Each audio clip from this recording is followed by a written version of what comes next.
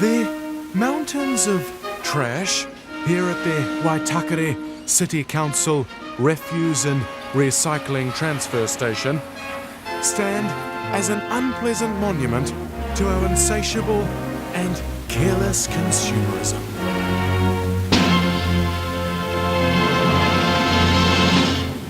But our eagerness to dump what we no longer desire is not just limited to objects.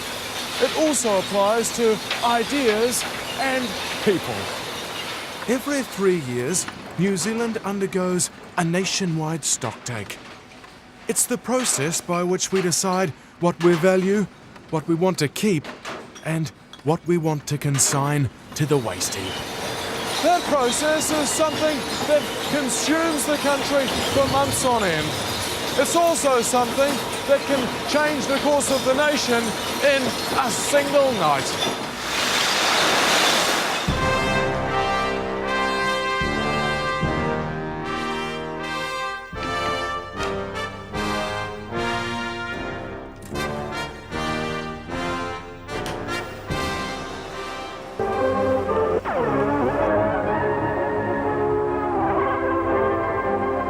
New Zealand's first election night telecast lit up our screens in 1969. Good evening. Welcome to Studio One in Wellington, the centre for tonight's television network coverage of today's election results.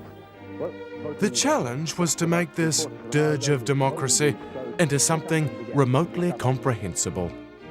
Well, Bob Chapman just moved over to the board.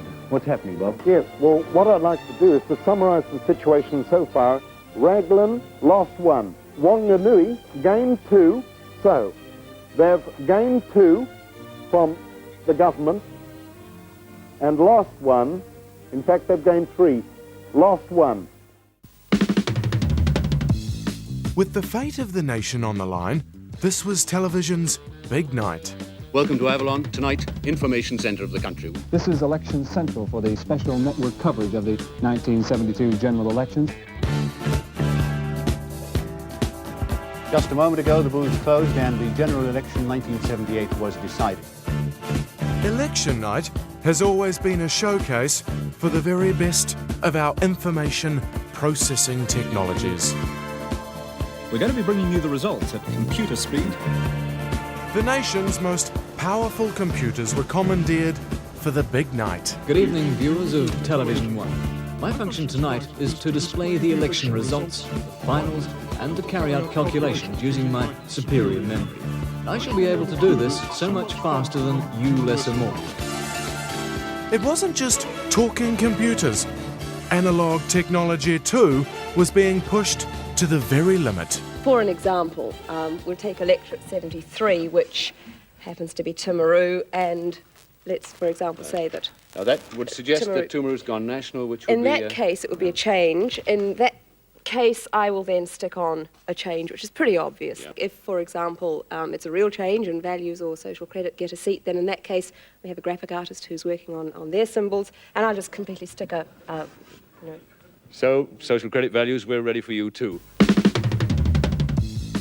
We put our faith in these technologies to predict swing in the electorate and magically foretell our collective fate. And it goes up like this to around about there, then the government changes and Rob's run. The ultimate oracle was the swingometer. Of course, on the other hand, it could go down here, and then it's just my bill. You never know. What exactly is swing? I don't know. Neither does anyone else. Subsequent versions proved equally useless, including the mysterious swing worm of 93. You can see it there, calculated progressively from our indicator booths as they come in. On air, we were state-of-the-art. To help you see at a glance what's happening as the results come in, we've got a series of Apple computer displays. Let's take a look at those. But behind the scenes, it was a different story. Colin, you're saying that the system is completely bloody haywire, is it? Well, I can't trust it. It's saying some rather confusing things. When the computers didn't work, there was always Dougal. Bartram values 352. Gill National 1749. Looking like some kind of news Oompa Loompa, Dougal reliably droned on for democracy. Lord Social Credit 140 and Stanton Labour 1131. It's a marvelous night for a moon dance. But it wasn't all boring numbers. There were musical numbers, wacky golfers, Oh, yes, and one to the cheek for Mr. Rowling. He's certainly balancing it up. and racist comedy. Tell me, sir, how will your household vote? 36 National, 24 Labour, 13 Social Credit and 14 Values, but I can't speak for the ones upstairs. During the Muldoon years, a more relaxed attitude to smoking helped create the cabaret atmosphere of a speakeasy, complete with local laureates. So I'll tell you a little poem. It's called I Speak to the Nation. G'day, gorgeous. Your ultimate accountant. You should have made him years back. Someone should have told you that. A man with muscles for cheeks, cheeks where his muscles should be, New Zealand's Mussolini. I'm just a lover in black, bloodshot from a bout of you. I have long since turned my back, long since known just what to do. Beyond all proposition, I've joined your opposition. But no matter how good the poetry or political prose, state TV's attempt to turn election night into a carnival was like putting lipstick on a pig. Here, pig, pig.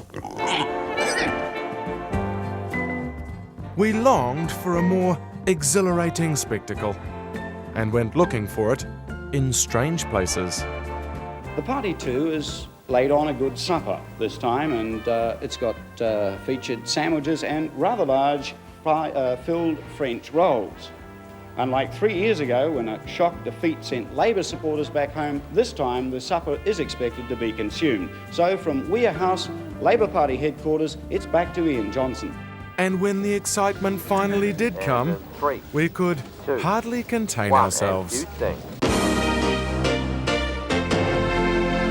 In Decision 99, I think we can say right now we've got the first drama of the evening. What you're looking at there is the Labour Party party room, the actual fun party room, and a lift is being priced apart. Jackie Maher, I don't know if you can hear me, but what's happening? This is where Helen Clark is expected at the Avondale Racecourse later on. We've got drama with the lift. What is it, Jackie? 4 children or 4 young people are stuck in this lift, Paul.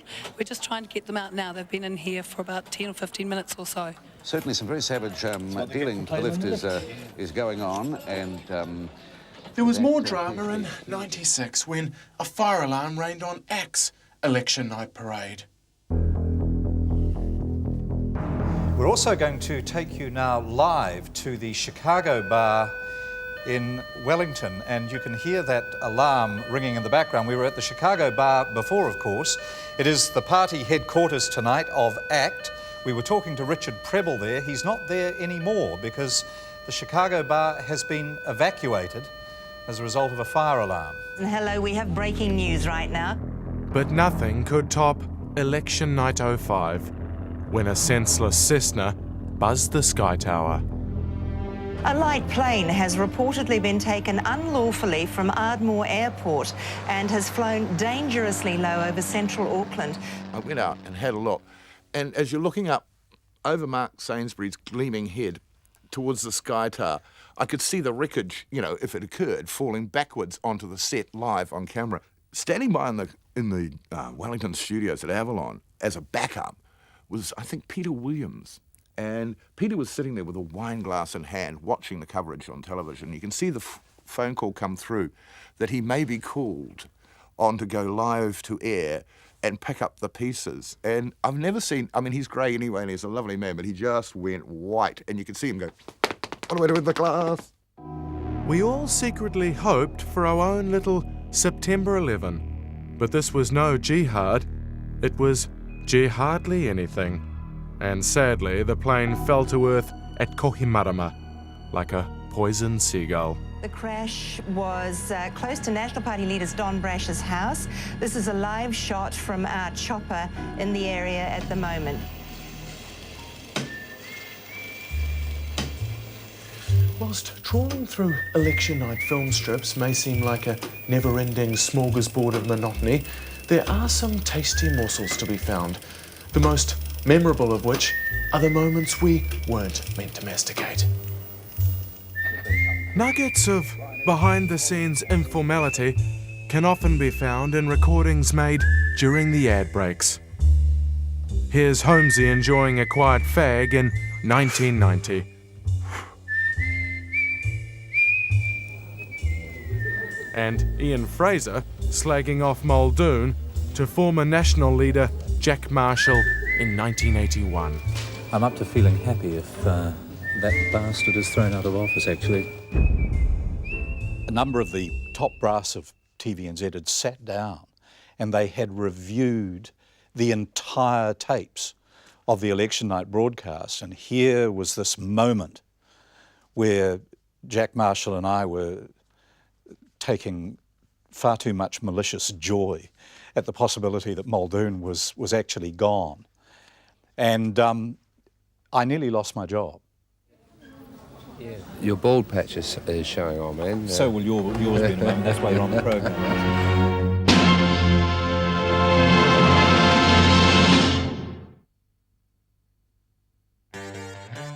By the early 1980s, New Zealand had become a feudal economy.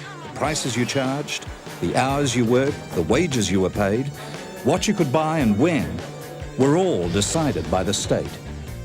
Government regulations had made New Zealand into the most boring country in the OECD.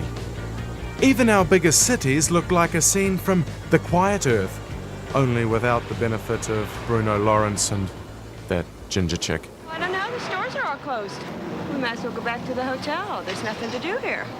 Just as Orwell foretold, 1984 signalled the age of Big Brother in New Zealand. But our Big Brother was not the faceless entity that Orwell imagined. He was a small man who seemed to rule the country with nothing more than a terrifying scowl. That man was Prime Minister, the Right Honourable Robert Muldoon. We're going to be just a government of the ordinary bloke, and, well, time will tell. But more terrifying than Muldoon's scowl was the state of the economy. People didn't know that we borrowed the Treasury and the Reserve Bank borrowed $1.7 billion in 4 weeks in order to prop up the currency and the country. With the economy on the point of collapse, Muldoon made a fateful decision. But not before consulting two of his closest allies. Brandy and Dry was the Prime Minister's favourite tipple. And there's no doubt that he'd knocked back quite a few the night he made an announcement which was to change the course of New Zealand history.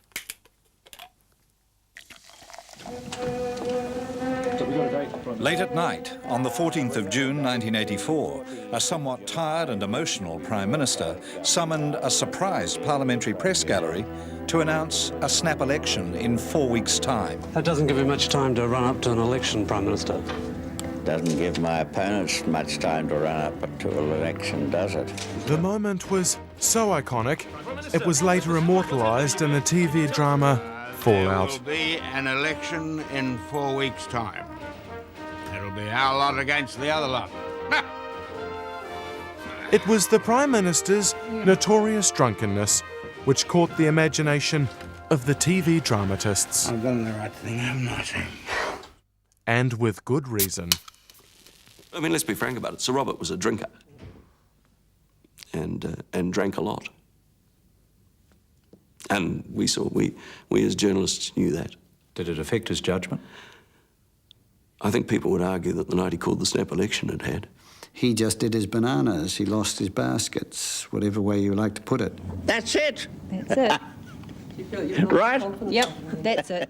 The party line put the blame on the PM's diabetes. You saying he was as diabetic as a newt? Well...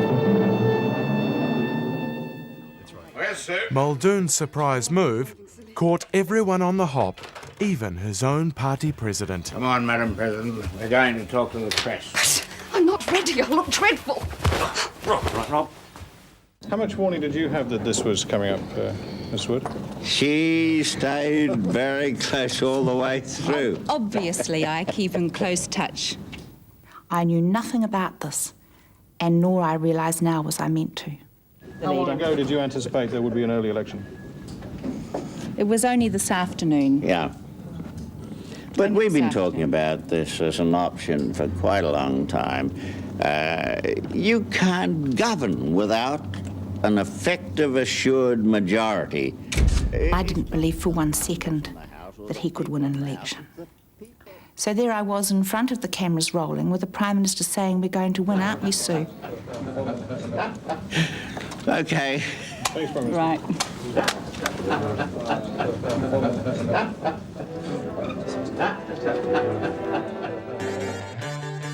With no time to digest the big issues, Election 84 became a battle of the leaders. And the battleground, more than ever before, was television.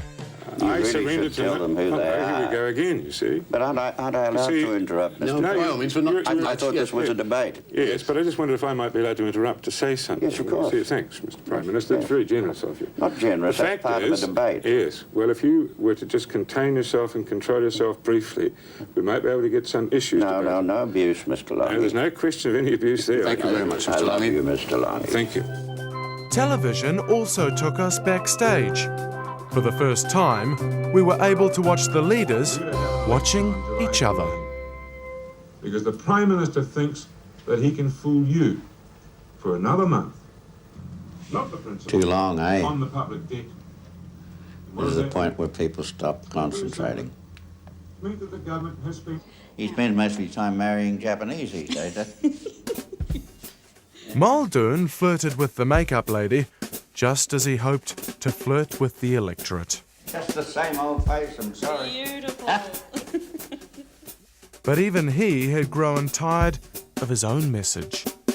Last time I was bored on the 4th week. We're not having a 4th week this time. I was giving the same speech every night, and I was virtually going to sleep in the middle of my own speech because I'd heard it so many times. You've got time for just one more round of that.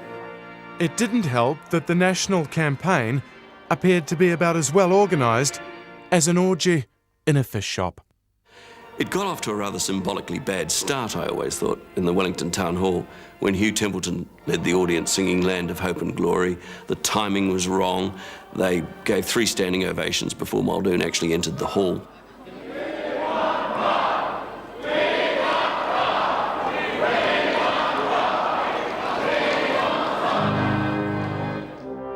Empty orange seats at the PM's Rotorua rally were a plastic portent of a tide on the turn. Worse for National, there was a new show in town, attracting full houses with its own charismatic frontman. Do you believe in strong leadership, mate? Because I'm going to come down there and give you some shortly, so watch yourself.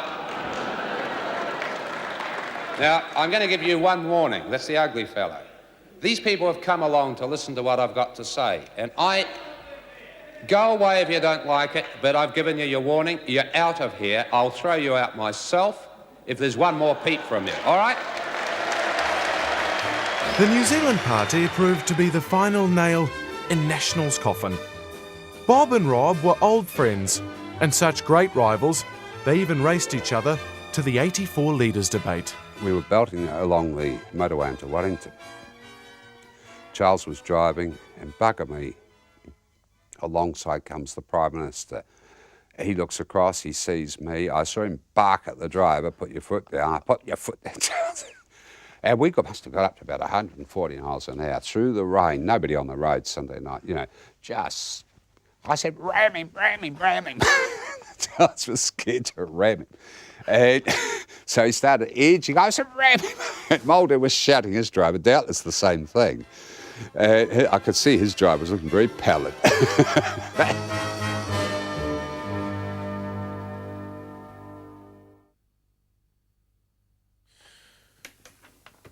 Of all the election night magic moments, it's hard to go past the highly charged emotional communion known as the concession call.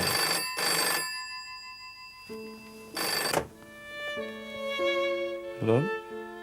Okay, pass the phone. There we go, sir. Prime Minister. Jim Bolger, congratulations. Thanks very much, Bill. It's a sad moment for you. I experienced it 3 years ago, and, well, there'll be other occasions in the future. Be very quiet, please.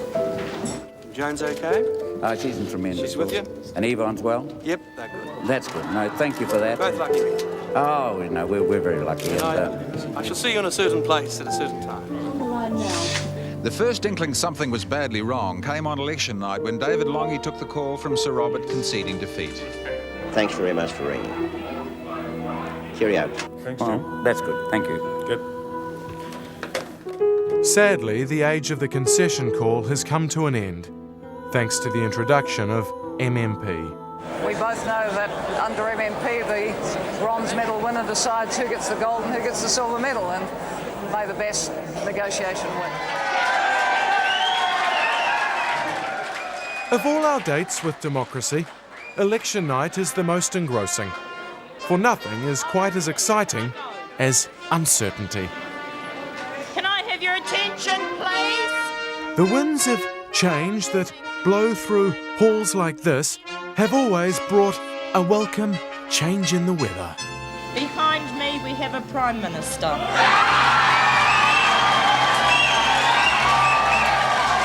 And although the 3 years ahead may well end in tears, if nothing else, election night is a great excuse for a party. In this, our Aotearoa, land of elections.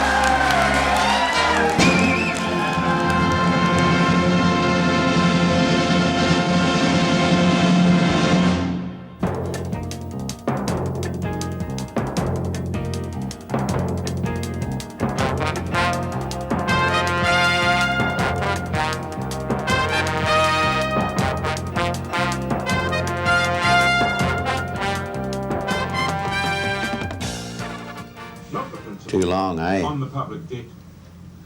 This is the point where people stop concentrating. Means that the government has spent less on education, less on health,